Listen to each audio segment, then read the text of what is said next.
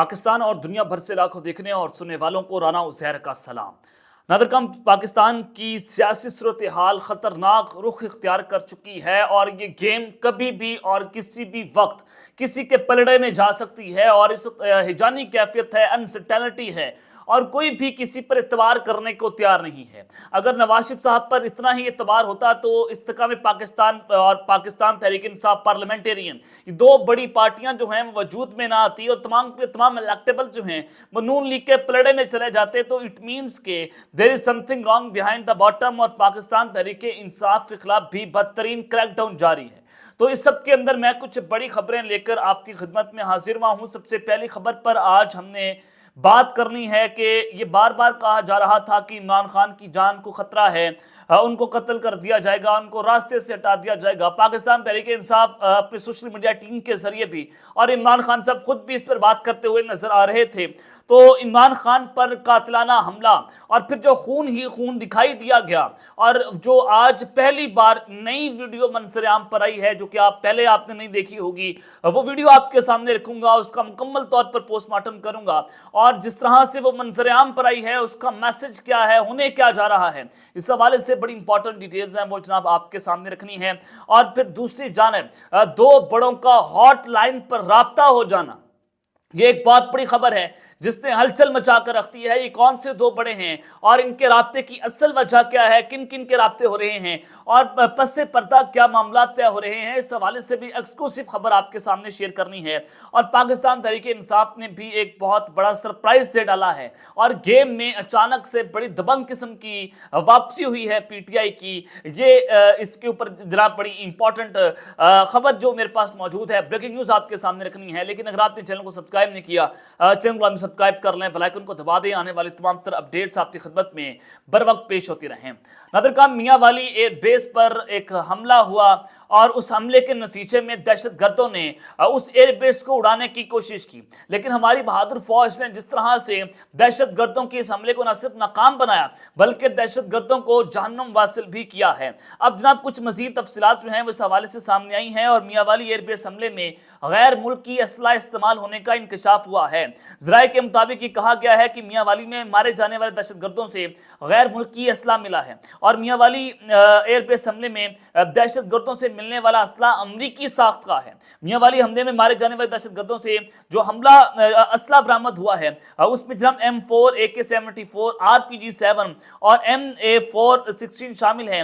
3 اور 4 نومبر کو پاکستان میں دو بڑے دہشت گردانہ حملے ہوئے اور ایک حملہ پستن گوادر میں ہوا جس میں 14 فوجی شہید ہوئے، جبکہ 4 نومبر کو ایک ناکام حملے میں میاں والی ایئر بیس کو نشانہ بنانے کی کوشش کی گئی جسے سیکیورٹی فورسز نے ناکام بنا دیا تھا۔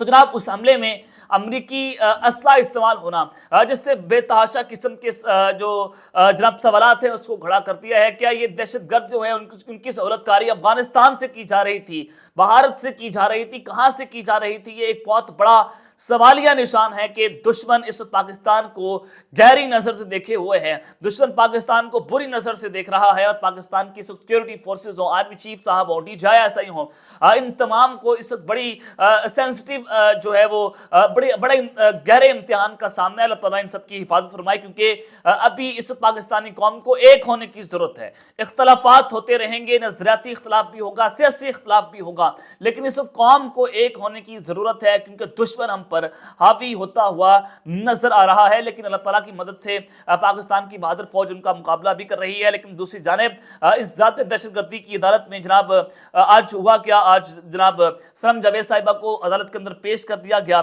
اور ان کا جوڈیشل ریمانڈ جو ہے وہ جناب آپ کے سامنے تھا اور عدالت نے نون لیگ کا آفس جلانے کے مقدمے میں سنم جاوید کی جوڈیشل ریمانڈ میں 20 نومبر تک توسیع کر دی ہے۔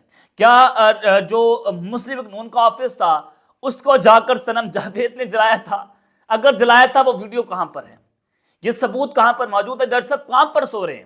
اب یہ حکم کہاں سے آ رہا ہے؟ یہ ایک بہت اہم سوال ہے کہ سنم جاوید صاحبہ نے کیا یہ نون لیگ کا آفس بالکل جلایا تھا؟ اگر جلایا تھا آپ اس کو سزا دیں، आप ये केस क्यों लटका रहे? 6 माह से एक शख्स जो है, एक औरत जो है वो जेल के अंदर जनाब बैठी हुई है, उसके बच्चे परेशान हैं, उसके शौहर को गिरफ्तार कर लिया गया है, उसका बाप परेशान है, उसकी माँ परेशान है, लेकिन कोई भी पुरसाने हाल नहीं है, कोई भी इनके हवाले से फैसला देने को तैयार नहीं है। तो ये पाकिस्तान में इस वक्त बड़ी अनसर्टेनिटी की सिचुएशन है। और फिर दूसरी जानिब ख्वाजा साद रफीक ने आज मीडिया से गुफ्तगू की है और उन्होंने शाहिद फखर अब्बासी के मामले पर तबसरा करने से गुरेज किया है।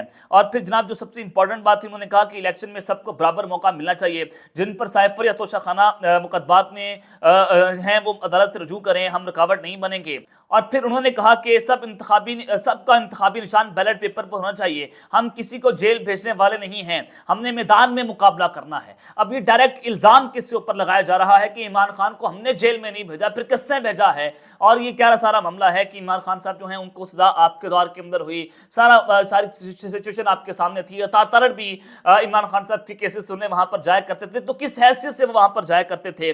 किसी के हाथ पांव बंधे हुए हैं और नहीं, ये सब कुछ नहीं होना चाहिए। हम समझते हैं कि सबको इलेक्शन में आना चाहिए और बराबर का मौका मिलना चाहिए। और 9 मई के मुकाबलात में मुलविस हैं तो वो अदालत से रिलीफ ले। एक सवाल के जवाब में ख्वाजा साद रफीक ने कहा कि हमारी कोई बी, सी या डी टीम नहीं है। तो ये डायरेक्ट इल्जामात किस पे लगाए जा रहे हैं कि हमने तो इमरान खान साहब जो हैं उनको जेल के अंदर नहीं भेजा, फिर किसने भेजा था? लेकिन जनाब ये सारी चीजें तो एक तरफ है। आज जो 2 बड़ों का हंगामी राब्ता हुआ है जिसने इस वक्त हलचल मचा कर रखती है, यह राब्ता किस किस का हुआ है, ये एक बहुत अहम सवाल है। बैकडोर्स के ऊपर ये खबरें चल रही थी कि पाकिस्तान तहरीक इंसाफ और पीपल्स पार्टी जो है वो हाथ मिलाने जा रही है और ये इत्तेहाद नवाज शरीफ प्रोजेक्ट को नुकसान पहुंचा सकता है, जिससे नवाज शरीफ को जो है वो बहुत बड़ा धचका लगेगा। लेकिन जो समझने वाले थे, ये बड़ी इंपॉर्टेंट चीजें थी कि इमरान खान का और आसिफ जरदारी का कभी भी इत्तेहाद नहीं हो सकता, ना मौलाना फजल रहमान साहब का इत्तेहाद हो सकता है, क्योंकि पिछली दफा पीडीएम की तमाम तर जमातें मिलकर बैठी हुई थी, सब ने पाकिस्तान के ऊपर जो है वो चोर चक्के डाकुओं ने हम पर मुसल्लत हो गया और इन्होंने पूरे मुल्क को खाया था। लेकिन मैं आपको बताना ही चाहता हूं कि अब ये सारे के सारे पत्ते जो हैं वो खुल कर सामने आ रहे हैं और आज नवाज शरीफ और जरदारी साहब का एक अहम तरीन राब्ता हुआ है। और जरा ये बताते हैं कि ये राब्ता पिछले 24 घंटों में दूसरी मर्तबा हुआ है। अब इस राब्ते में दोनों रहनुमाओं ने मिलकर चलने पर इत्तेफाक किया है, यानी कि अगले इलेक्शन में इन दोनों पार्टीज का इत्तेहाद होगा। इत्तेहाद क्यों होगा? वजह क्या है? वजह ये है कि ये अकेले मिलकर जो है इमरान खान का मुकाबला नहीं कर सकते। ग्राउंड की रियलिटीज आपके सामने है, जो सर्वेस आए, हर तहसील का सर्वे आया, हर डिस्ट्रिक्ट का आया, हर जिले का आया, और उसमें जनाब ये चीजें बड़ी वाज़ेह हो गई कि अगर आप लोगों ने अकेले मिलकर इलेक्शन लड़ा तो फिर सिनेरियो कुछ और हो जाएंगे, और अगर आप मिलकर इलेक्शन लड़ लेते हैं तो एक मखलूत हुकूमत बना दी जाएगी। और वही चीजें जो पिछले 15 माह में हुई, वही सारी चीजें आपको अगले 4-5 साल भी देखने को मिल सकती हैं। तो जराए ने बताया कि आसिफ जरदारी ने वतन वापसी पर नवाज शरीफ को मुबारकबाद दी और दोनों रहनुमाओं ने इत्तेफाक किया कि रियासत को बचाने के लिए हम सबको मिलकर अपना किरदार अदा करना चाहिए। अब एक बार फिर से बंदर बांट होने जा रही है, वजारतों की बंदर बांट होंगी और ये सारे मिलकर पाकिस्तान के ऊपर हुकूमत करेंगे। दोनों रहनुमाओं के दरमियान मुआशी मुश्किलात और अवाम को रिलीफ देने के लिए अहम फैसले करने पर भी इत्तेफाक हुआ और दोनों रहनुमाओं ने एक दूसरे को मुलाकात की दावत दी, जो दोनों ने कबूल कर ली है। तो जनाब ये एक बहुत बड़ी मुलाकात भी पाइपलाइन में आ चुकी है और कभी भी किसी भी वक्त आसिफ जरदारी और नवाज शरीफ साहब जो है वो एक दूसरे से जनाब मिलने जा रहे हैं। अब ये सारी चीजें तो जनाब आपके सामने है। तो पाकिस्तान तहरीक इंसाफ जो है वो भी एक बहुत बड़े सरप्राइज देती चली जा रही है और अपनी पिछली वीडियो में आपको बताया कि केपीके से एक बहुत बड़ी सियासी शख्सियत जो है वो पाकिस्तान तहरीक इंसाफ का जो है हिस्सा बनने जा रही है और ये पीपल्स पार्टी की एक बहुत बड़ी वकड़ भी गिर जाएगी। फिर सोशल मीडिया पर खबरें चलना शुरू हो गई कि लतीफ खोसा पाकिस्तान तहरीक इंसाफ को ज्वाइन कर चुके हैं और वो आज शाम प्रेस कॉन्फ्रेंस कर देंगे।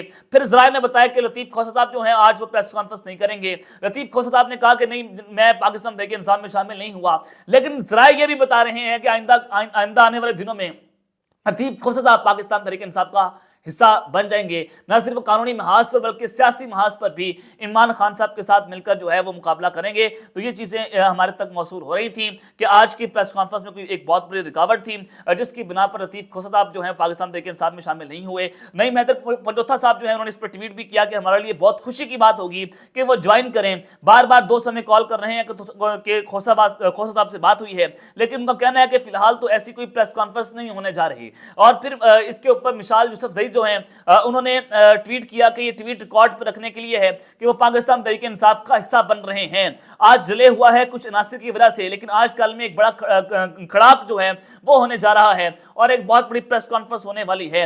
और खैबर पख्तूनख्वा नौशहरा से मियां मुजफ्फर शाह साहब जो है साबका फेडरल मिनिस्टर, उसके बेटे ने पीपल्स पार्टी छोड़कर पाकिस्तान तहरीक इंसाफ और ILF में आज शमूलियत इख्तियार कर ली है। आने वाले दिनों में हम और भी सरप्राइजेस देने जा रहे हैं, बताएंगे, सिखाएंगे कि असल और नस्ली प्रेस कॉन्फ्रेंस जो है वो ऐसे करवाई जाती हैं। यानी कि PTI के पास अभी बड़े कार्ड्स मौजूद हैं और कुछ बड़ी प्रेस कॉन्फ्रेंसेस जो हैं PTI को ज्वाइन करने जा रही हैं वो इस पाइपलाइन के अंदर मौजूद हैं। तो जनाब ये एक बहुत बड़ी खबर थी कि इस वक्त पाकिस्तान तहरीक इंसाफ जो है वो अब अपने कार्ड दिखाना शुरू कर दिए हैं और अब बड़े बड़े जलसे भी हो सकते हैं पाकिस्तान तहरीक इंसाफ के। तो इट मीन्स के इस कुछ भी हो सकता है, गेम बदल सकती है, गेम के अंदर नवाज शरीफ को बड़ा झटका लग सकता है, इमरान खान साहब की वापसी भी हो सकती है। जो चीजें आपके सामने जो है वो मैं रख रहा हूं, इमरान खान साहब पर जो कातिलाना हमला हुआ था 3 नवंबर को, आज से 1 साल पहले तकरीबन, उस कातिलाना हमले में इमरान खान साहब की टांग पर गोलियां लगी थी और फिर इमरान खान साहब ने उसके ऊपर एक बयानिया भी बनाया था। 3 लोगों के नाम उन्होंने इस पर लिए थे। अब जनाब पहली बार 1 साल के बाद नई वीडियो जो है, जो इमरान खान साहब पर कातिलाना हमला हुआ था, वो वीडियो जो है वो आज जनाब मंजर आम पर आ चुकी है। वो वीडियो खैर मैं यूट्यूब के ऊपर तस्वीर चला देता हूं।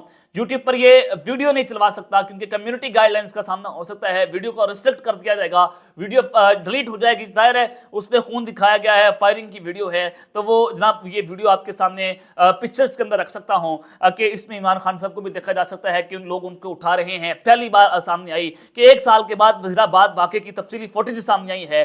पूरा 1 साल हो चुका है, हमलावर कौन निकला है, हमलावर आज भी आजाद है, किसकी प्लानिंग थी, किसने असला दिया, किसने ये जो है वो गोली इमरान खान पर चलाई, आज सब के सब आजाद है। लेकिन इमरान खान जिस पर कातिलाना हमला हुआ वो जेल के अंदर कैद है।